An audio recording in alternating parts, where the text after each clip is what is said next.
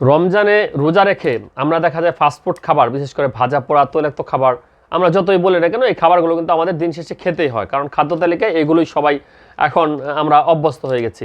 সেই ক্ষেত্রে আমরা যারা দেখা যায় গলা জ্বলা, পেট ফাঁপা, বদহজম এবং পায়খানাটা ক্লিয়ার হয় না, এই ধরনের সমস্যায় ভুগি, তারা দেখা যায় কি যে আপনার ফার্মেসি থেকে সেক্টোল, সেক্টিল ম্যাক্স প্রো, মানে যেইটাই আপনি খাচ্ছিলেন আগে সেই ওষুধটাই খান।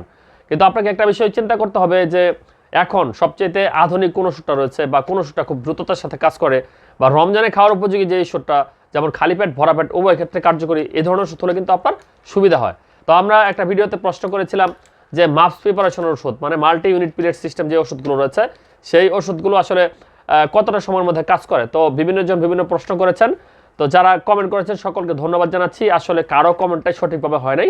সঠিক তথ্যটা হচ্ছে আপনার 1 মিনিটের মধ্যে কাজ শুরু করে। সেক্ষেত্রে এই যে দেখতে পাচ্ছেন ইসোরাল মাপস, যেটা এছাড়া ন্যাক্সাম মাপস পাওয়া যায়, ইসোরাল মাপস পাওয়া যায়, আপনার বিভিন্ন যে ইসোমিপ্রাজল গ্রুপের ওষুধ রয়েছে সেগুলোর সাথে মাপস লাগালে কিন্তু এই প্রিপারেশনটা হয়ে যায়।